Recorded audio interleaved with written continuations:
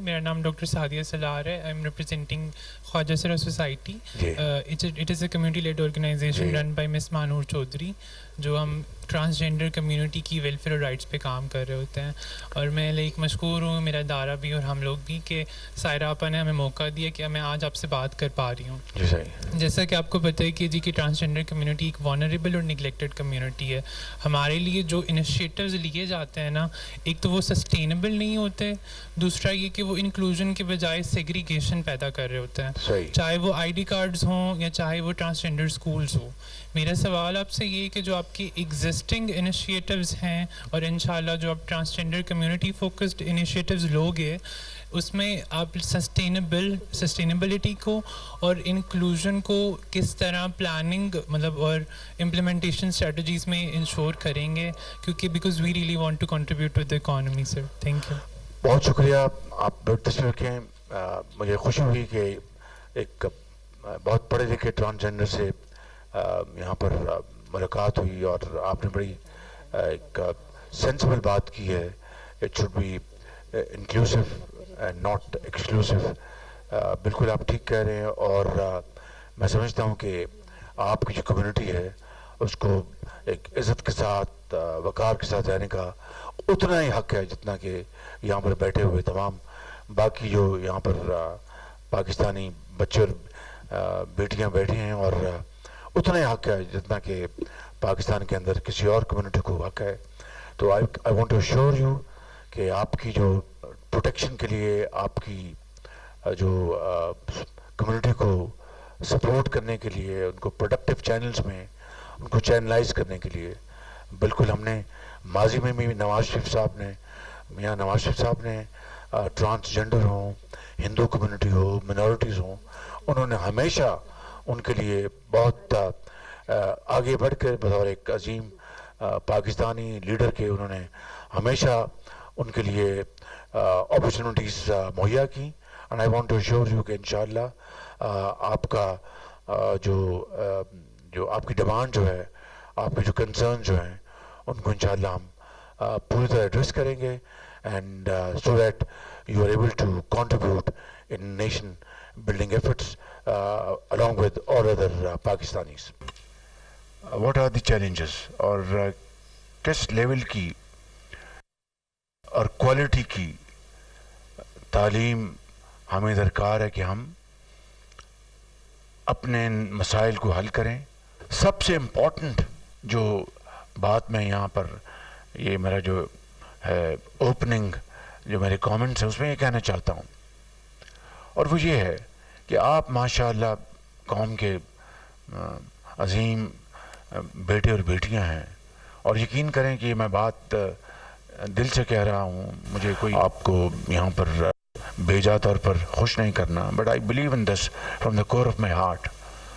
تو آپ نے آئی ٹی میں اپنے لوہا منوایا, ٹیکنیکل جو سکلز ہیں اس میں لوہا منوایا, ووکیشنل جو سکلز ہیں اس میں لوہا منوایا, لیکن فار ون ریزن اور دی ادر آئی ٹی کی فیلڈ میں جہاں پر پاکستان کے اندر بے پناہ ٹیلنٹ موجود ہے, وداؤٹ پروموٹنگ مائی اون ہمبل کنٹریبیوشن, عرفہ کریم ٹاور میں پاکستان کی پہلی آئی ٹی یونیورسٹی 2012 میں مارز وجود میں آئی, اور یہ وہ شعبہ ہے جہاں پر ہماری یوتھ ماشاءاللہ بہت ٹیلنٹڈ ہے, بڑا آپ میں جذبہ ہے, مگر اس میں بھی again because of policy failures, lack of proper support, incentives, یا جو بھی کہہ لیں آپ, اس میں آج دیکھیں کہ ہماری جو آئی ٹی کی ایکسپورٹس ہیں وہ تقریباً $2.5 بلین کی, شاید لگ بھگ $2.5 بلین, شاید 3 ہوگی. مگر یہ باتیں کر کے میں یہ کہنا چاہتا ہوں کہ اللہ تعالیٰ کے فضل و کرم سے میں اس میں بلیو کرتا ہوں, اور آپ بھی کرتے ہیں, کہ it's never too late, wherever there is a will there is a way. تو میں سمجھتا ہوں کہ یہ وہ میدان ہے جس میں ہمیں اپنی نوجوان نسل کو جتنا بھی ہم ان کے اوپر خرچہ کریں, And this is not expenditure, this is investment on our youth. یہ انویسٹمنٹ ہے کیونکہ اس کے ڈویڈنڈس الحمدللہ بے پناہ ہوں گے. تو میں سمجھتا ہوں کہ آئی ٹی اور I T lead export growth, اور اس میں آپ میسیولی کنٹریبیوٹ کر سکتے ہیں. اور یہ وہ ایریا ہے جس میں چاہتا ہوں کہ میں آج آپ سے میں سنوں، غور سے اپنا کان لگاؤں اور آپ کی باتوں کو غور سے سنوں، نوٹ کروں، تاکہ آئندہ جب بھی 8 فروری کو الیکشنز ہیں، اس کے بعد کس کو اللہ تعالیٰ نے موقع دینا ہے وہ تو اللہ تعالیٰ کو پتہ ہے، لیکن 8 فروری کو اگر اس الیکشن کے نتیجے میں جو بھی گورنمنٹ آتی ہے تو اس کی جو پرائورٹی کیا ہوگی؟ پرائورٹی ہوگی امپاورمنٹ آف آر یوتھ. نوجوان نسل کو ان کو اعلیٰ تعلیم سے ہمکنار کرانا، اور ایک بڑی well thought out education policy. اس کے بعد جو سب سے بڑا چیلنج ہے that they are able to get a job, اور وہ وقار کے ساتھ، عزت کے ساتھ وہ اپنی زندگی سنوار سکیں، اپنے ماں باپ کا سہارا بن سکیں اور ان کا بوجھ اٹھا سکیں. ایک عزت کی ان کو نوکری ملے اور وقار کے ساتھ پاکستان کے اندر اور پاکستان کے باہر ان کو یہ اپرچونٹیز مہیا ہوں تھرو دیئر سکلز. اسی طریقے سے آپ کھیل کے میدان کو لے لیں. اب بڑے بڑے ہمارے نوجوان بچے اور بچیاں اب تو ماشاءاللہ بلہ بھی بہت گھما رہی ہیں اور بال بھی بہت اچھی کرتی ہیں ہماری بیٹیاں. They are playing very well, matches بھی جیت رہی ہیں. اس طرح یہ ہاکی کا میدان ہے ہمارا، بالکل ہم بہت پیچھے چلے گئے. اب کرکٹ میں جو ہماری اس وقت پوزیشن ہے وہ آپ جانتے ہیں. فٹ بال ہے، دوسرے ہماری جو سپورٹس ہیں اس کے اندر بھی کم و بیش یہی صورتحال ہے کہ پراپر وہاں پر فالو اپ نہیں. ان بچوں اور بچیوں کو جو کہ بہت قابل ہیں، بڑا ٹیلنٹ ہے پنجاب، سندھ، بلوچستان، کے پی میں، اس ٹیلنٹ کو ہنٹ کرنے کے لیے کوئی میکنزم نہیں.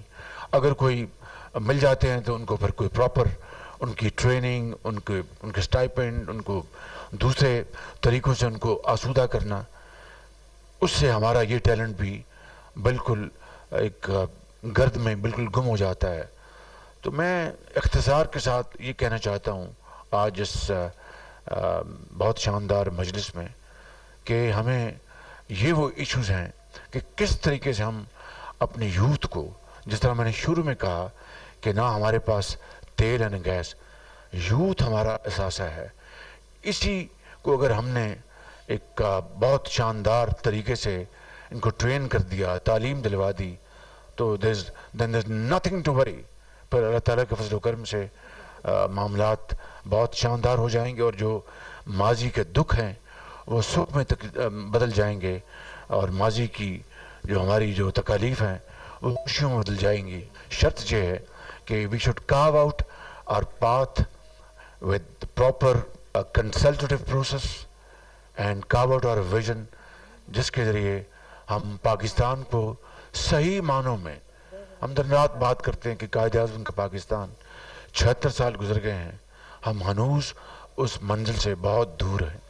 تو میں سمجھتا ہوں کہ ہمیں یہ چیلنج ہے، آج کا یہ چیلنج ہے، اور بڑے اور چیلنج ساتھ جڑے ہوئے ہیں. میں نے جو ایز این اوپننگ ریمارکس میں نے چند باتیں آپ کی خدمت میں کہی ہیں، تو اب میں چاہوں گا کہ میں اب آپ کی باتیں سنوں، آپ سے پوچھوں آپ کے ذہن میں کیا ہے، کس طرح ہم پاکستان کی نوجوان نسل، دیکھیں یہ یوتھ بل جو ہے اس وقت یعنی ہماری جو پاپولیشن جو ہے ڈیموگرافی 60% جو ہماری جو پاپولیشن ہے یہ نوجوان نسل پر مشتمل ہے، اور یہ 15 سال سے لے کے 30 سال تک یہ 60% بنتا ہے. اب اس کو اگر ہم نے صحیح طور پر ان کی رہنمائی نہ کی، ان کو ہم نے وسائل مہیا نہ کیے، تو ایک بہت بڑا چیلنج بن جائے گا. اور اگر ہم نے ان کو مل کر ان کے ساتھ مشاورت سے ایسی پالیسی بنائی جس سے کہ یہ یوتھ پاکستان کے لیے ایک ہماری قسمت سنوار دے گی. تو یہ اٹس اے گریٹ اپرچونٹی. تو یہ چیلنج بھی ہے اور اپرچونٹی بھی ہے. اٹس آل کہ ہم نے اس چیلنج کو کس طرح حل کرنا ہے. تو میں چاہتا ہوں کہ اب میں آپ سے گزارش کروں, کوئی سوال ہوگا تو میں انشاءاللہ تعالیٰ کوشش کروں گا کہ بالکل اخلاص کے ساتھ اس کا جواب دوں. رام کہانی یہاں نہ سناؤں آپ کو. آپ ایک سیکنڈ میں آپ ڈیسائفر کر لیں گے کہ یہ کیا گپ مار رہا ہے, یہ بات اس طرح نہیں, یہ تو بات اس طرح ہے. So it will be a very frank, sincere and honest discourse.